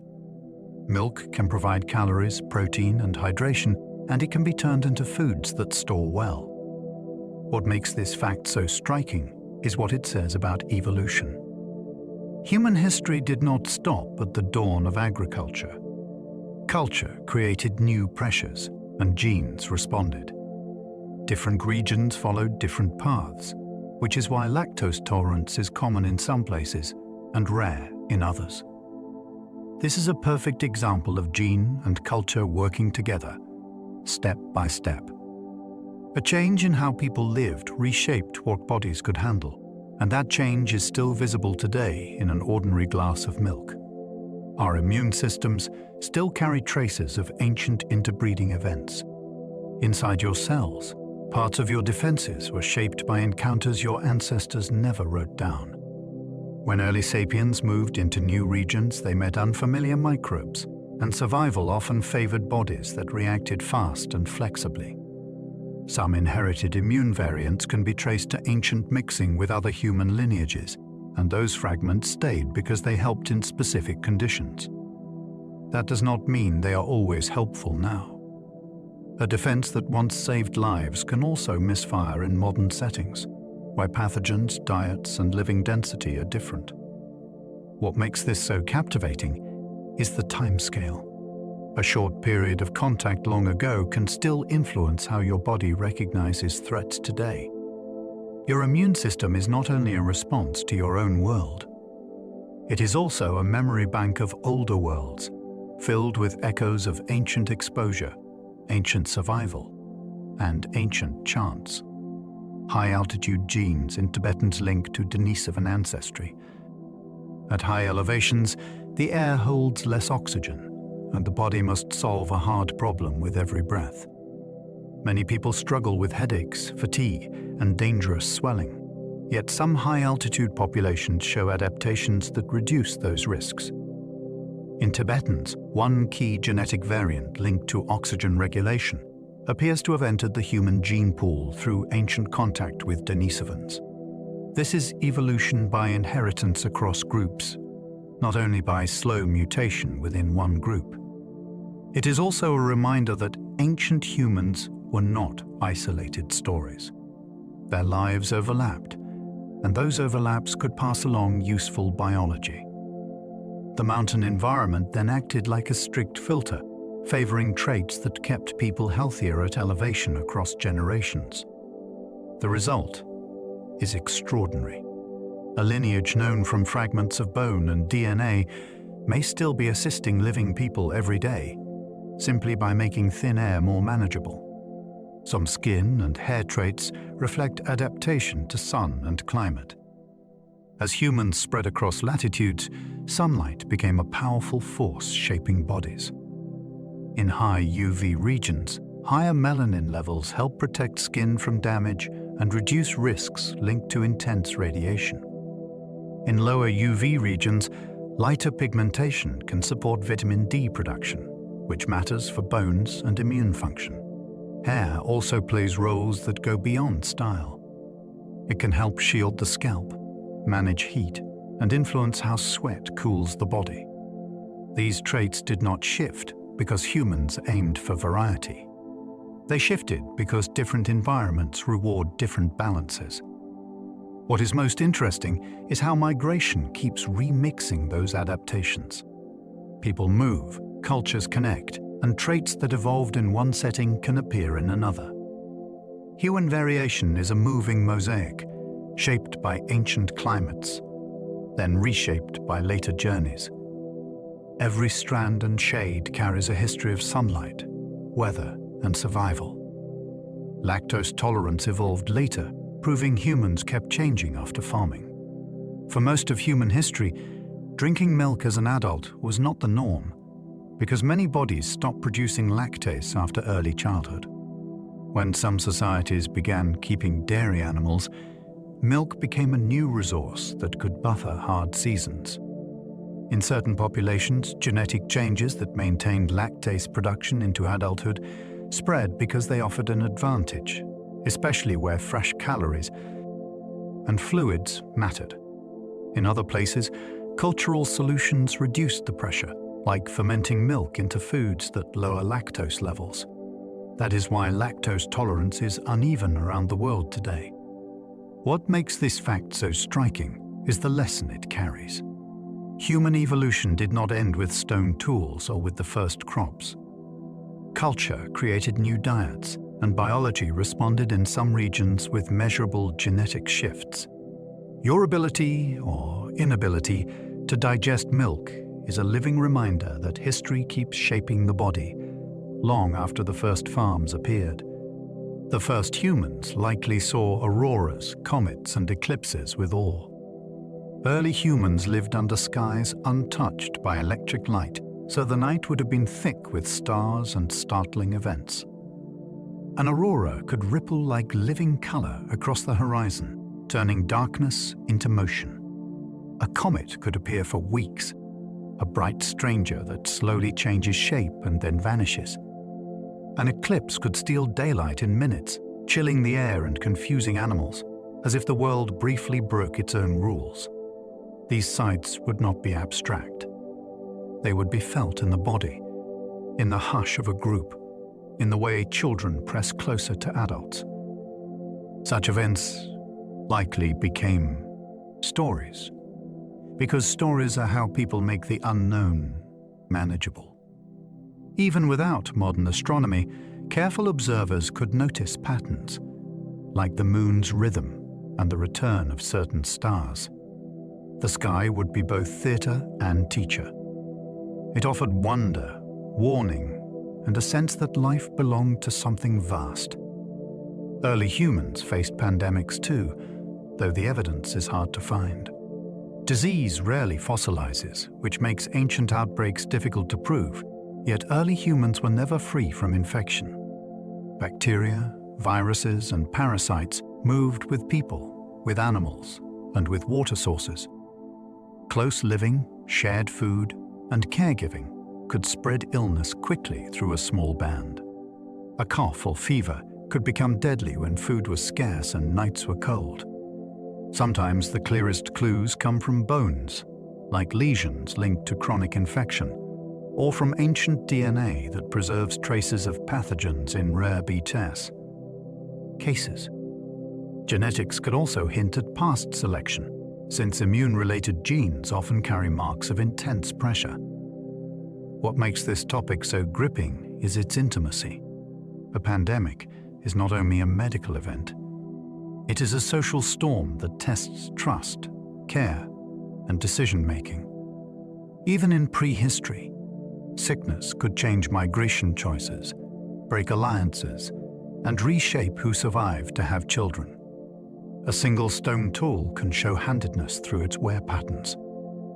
A tool is not only what it is how it was used. When a stone scraper or blade is held and worked repeatedly, it develops tiny scars, polish, and edge damage that can lean toward one side. Under careful analysis, those patterns can suggest whether the maker favored the right hand or the left. That sounds small, yet it opens a doorway into individual lives. Handedness links to brain organization, skill learning, and how tasks were taught.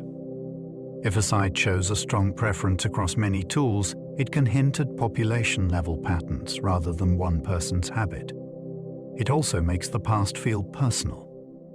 Instead of imagining early humans as a blur, even picture a specific worker gripping a tool the same way day after day, turning hide, shaping wood, or preparing food. Wear marks are quiet fingerprints. They tell you that someone's hands had a style, and that style left a trace. Children's footprints at sites prove that kids were present at daily life. A child's footprint is a rare kind of evidence because it captures a moment, not a tool or a bone. Small tracks preserved in mud, ash, or soft sediment show that children were not kept apart from the work of life. They walked where adults walked. They stood near hearths, followed paths, and sometimes ran, slipped, or turned suddenly in ways that feel instantly familiar. These prints also hint at learning in motion. Children likely watched tool-making, food preparation, and social negotiation up close, absorbing skills through proximity rather than formal lessons. A footprint can even suggest group composition, since different sizes moving together imply mixed ages sharing space. This matters for how we imagine early society. Childhood was not a separate protected bubble. It was woven into travel, camps, and daily decisions. When you see a small heel and toe pressed into ancient ground, you are seeing growth, curiosity, and belonging preserved by chance. The first humans were not primitive. They were inventive under pressure. It is tempting to judge the past by what it lacked, yet early humans were solving problems with whatever the world offered. They innovated in materials, in planning, and in social strategy. They learned to time movements with seasons, to share risk through cooperation, and to adapt tools to specific tasks. Innovation often happens fastest when failure is costly, and early life was full of high stakes. A poor shelter could mean hypothermia. A bad route choice could mean thirst. A failed hunt could mean hunger for children. Under that pressure, creativity becomes practical, not optional. It also becomes communal. Ideas spread through demonstration, imitation, and refinement, until a good solution becomes tradition. What makes this inspiring is the realism of it. These people were not superheroes.